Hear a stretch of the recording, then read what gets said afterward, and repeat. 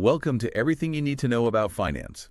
We are really thrilled you're joining us for another deep dive into the world of finance. We're here to cut through the noise, get straight to the insights you need. And before we jump in, just a quick but, well, crucial note for everyone listening.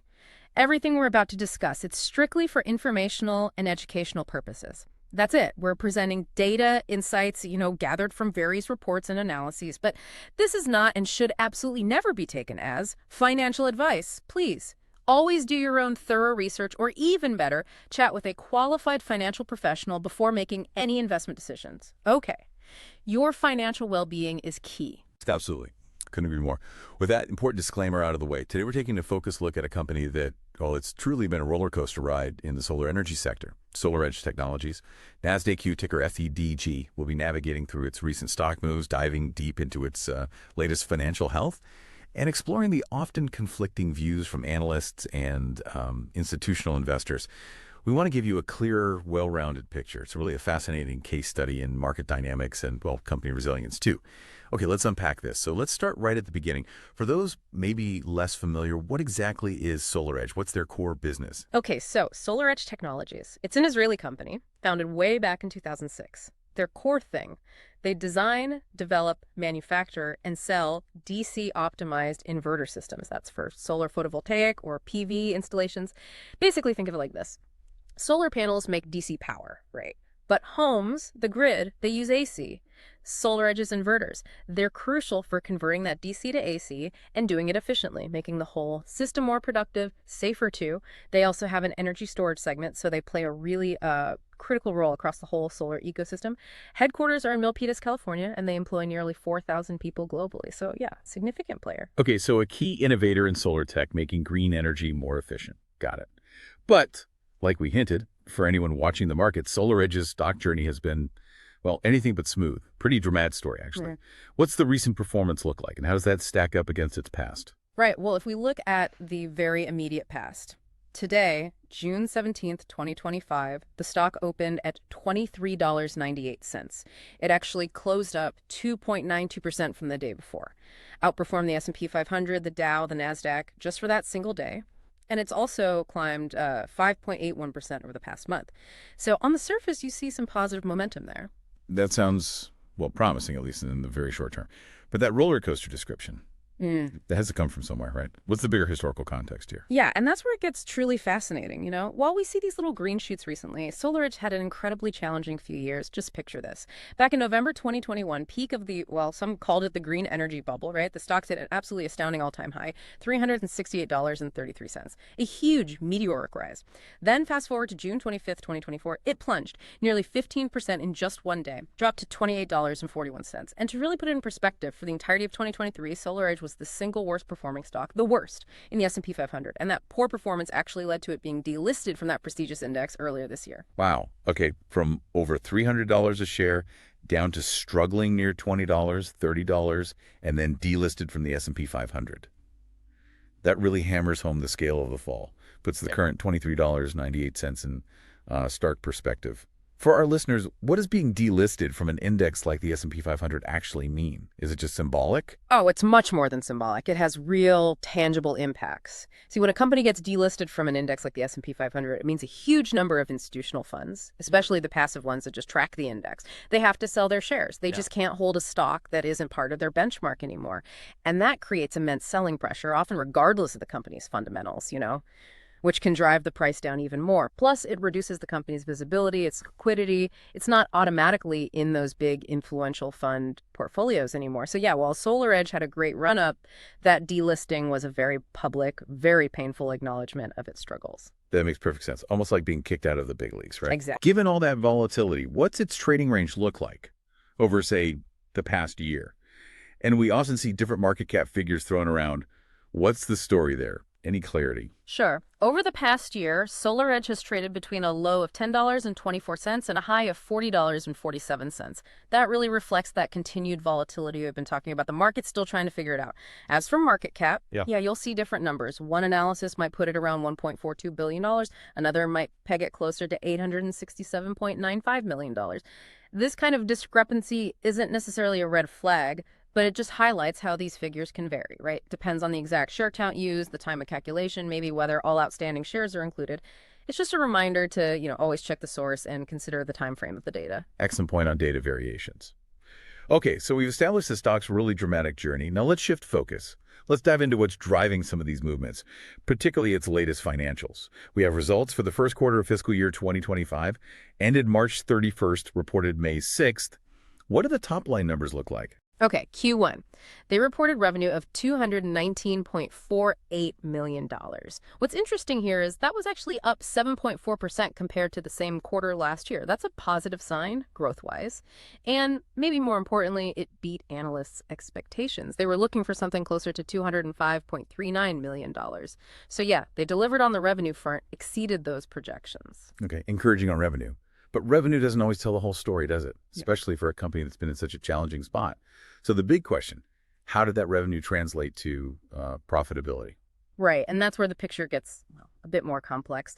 SolarEdge reported an earnings per share EPS of negative $1.14 for the quarter. Now, while that's still a loss, it was actually better than the consensus estimate. Analysts expected negative $1.26, and it represents a 40% improvement, meaning, less negative compared to the prior year. So yes, still in the red, but the losses are narrowing, which is, a step in the right direction. So still losing money, but losing less money.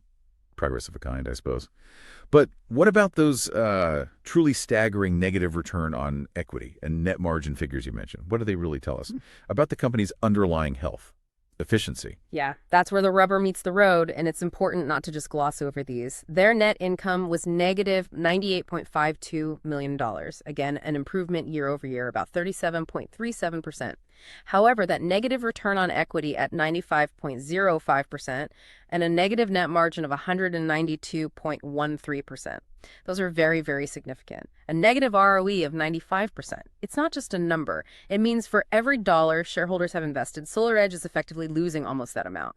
And the negative net margin, it basically says for every dollar of revenue they bring in, they're spending nearly $2 to generate it. These aren't just, minor efficiency issues. These are deep structural challenges. It screams costs are out of control relative to sales. And they're eating into shareholder value at an alarming rate. It's a really stark contrast to their improving cash flow, highlights the complex balancing act. That's a powerful way to put it. Drawing that clear line between improving losses and actual efficiency. Yeah. Okay? Given those figures, especially the profitability challenges, what does this mean for operational health, day-to-day finances? Because cash flow, like you said, can often be a truer indicator of stability than just accounting profits, right? Exactly. Connect it to the bigger picture. It's not just about that accounting profit or loss. It's about actual cash. And here, SolarEdge actually delivered some surprisingly positive news. They reported positive cash from operations. $33.82 million. That's a huge jump. 115.59% increase year over year. Their free cash flow also jumped. $18.07 million, up 110.46%. This is crucial. It shows that despite the accounting losses, the company is generating more cash from its core business. It means they're not burning through cash at the same rate. They have more operational stability. It's a key positive sign amidst all the red ink. They're managing their working capital much better. That's a really fascinating contrast. Losing money on paper, but generating cash operationally. Okay. And what about the balance sheet itself? How's their debt situation? How liquid are they? Can they cover immediate bills? Yeah, the balance sheet actually provides a more reassuring view. They've got a debt-to-equity ratio of 0.56. Means they're using more shareholder money than borrowed money to finance assets. Generally, anything below 1 is considered pretty healthy. They're not overly leveraged. Then you look at their liquidity ratios. Quick ratio is 1.46. Current ratio is 1.95. Let's break those down quickly. Quick ratio of 1.46 means they have 1.46 times more quick assets, cash, receivables, stuff they can convert quickly than short-term debts. So they can comfortably cover immediate bills without selling off inventory.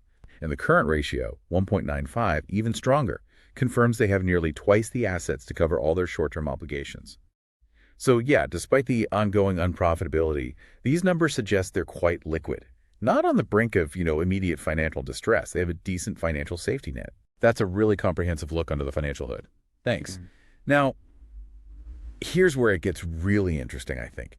The outlook from Wall Street, which seems to be sending some pretty mixed signals. We saw a significant recent downgrade, right? That's absolutely right. KeyCorp, and it was echoed by KeyBank, recently downgraded SolarEdge, took it from a sector weight rating down to an underweight rating. and they assigned a $16 price objective. That suggests a potential downside of over 33% from the stock's previous close of $23.98. An underweight rating that basically implies the analyst expects the stock to perform worse than the overall sector. It's a strong bearish signal. Okay, yeah, that's a pretty strong vote of no confidence from that particular firm. How does this compare to the broader analyst community? Is this a widespread feeling? Well, the consensus among analysts looking at data from MarketBeat is actually a hold rating for SolarEdge, but, and this is important, the consensus price target is around $16.96. Guru Focus aggregates 26 analysts, gives an average target of $18.24, both implying, significant downside from the current price. Around 24% downside based on the Guru Focus average, so even the hold consensus is generally pointing lower than where it's trading now. It's also worth noting the sheer range, though. Some analysts have targets as high as $100, others as low as $5. That's a massive spread. Really highlights just how divided opinions are on SolarEdge's future. That wide range definitely underscores the uncertainty. Okay, so a hold consensus, but with price targets generally below the current trading price. But I seem to recall there being more optimistic views, maybe from some bigger names earlier in the year. Has something shifted? Yes, absolutely. There's definitely been a shift in sentiment more recently. Back in February, for example, Goldman Sachs actually upped their target to $31, had a buy rating. Royal Bank of Canada also had a sector perform rating, target of $15, and UBS Group increased their target to $20 just in early June, though they kept a neutral rating. So a recent KeyCorp downgrade and this current consensus reflecting a generally lower outlook, they're likely influenced by broader industry concerns that have really impacted the whole solar sector lately. Okay, what are those broader industry concerns? Because, yeah, if we're talking about the whole sector, SolarEdge isn't operating in a vacuum. What are the headwinds? Well, a major factor has been regulatory uncertainty. Specifically, there's been talk of a proposed Senate bill suggesting cuts to solar and wind energy incentives. And those incentives are absolutely critical, for driving adoption and profitability in renewables. Any hint of them being scaled back creates immediate concern right across the industry. Beyond that, the sector's also faced challenges with rising interest rates, makes financing big solar projects more expensive. Ongoing supply chain complexities, too, component sourcing, logistics. And then there's just fierce competition, especially from Chinese manufacturers, which puts pressure on pricing and margins for everyone. So it's really a multifaceted challenge, not just something specific to SolarEdge. Right, that paints a much clearer picture of the landscape they're operating in. But despite these downgrades, the broader sector headwinds, what about the big players, the institutional investors, the hedge funds?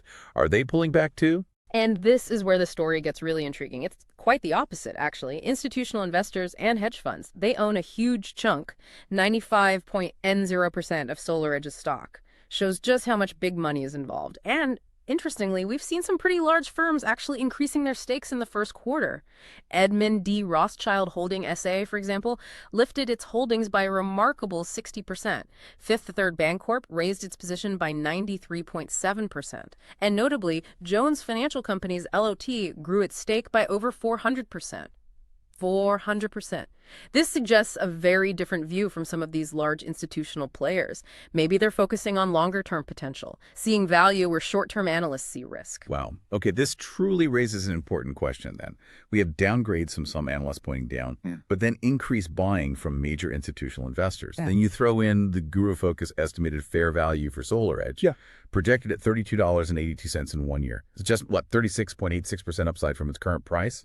How do we, as listeners, reconcile these completely conflicting signals? It's like Wall Street is sending two totally different messages here. It's fascinating, isn't it, that divergence? And it really comes down to different investment philosophies, different time horizons. The GF value, for instance, it's a proprietary model.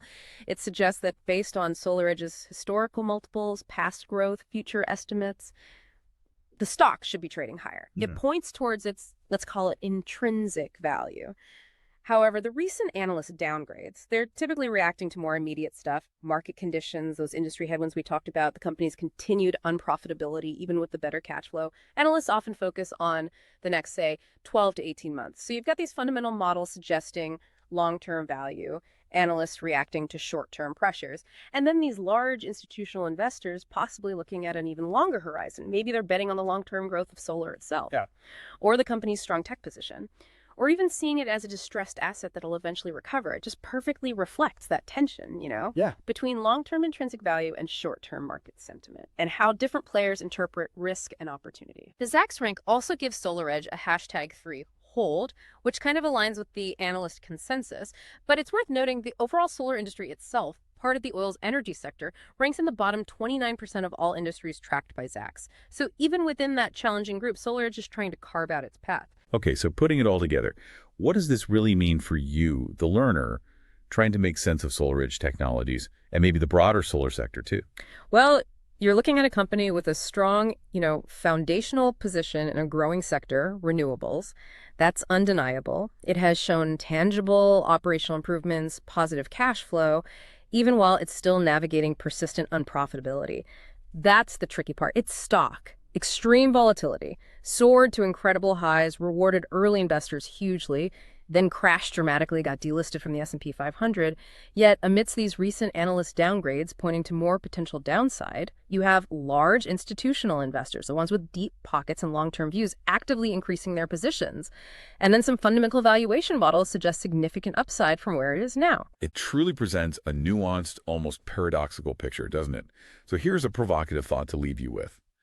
In a sector as dynamic and, frankly, essential as solar energy, and for a company like SolarEdge, facing both significant immediate headwinds and these underlying operational improvements, how do you weigh the short-term skepticism of some analysts against the apparent long-term conviction of major institutional investors when considering a company's future? Is it about patience, riding out the storm? Or is it about avoiding that storm altogether right now? Something to think about.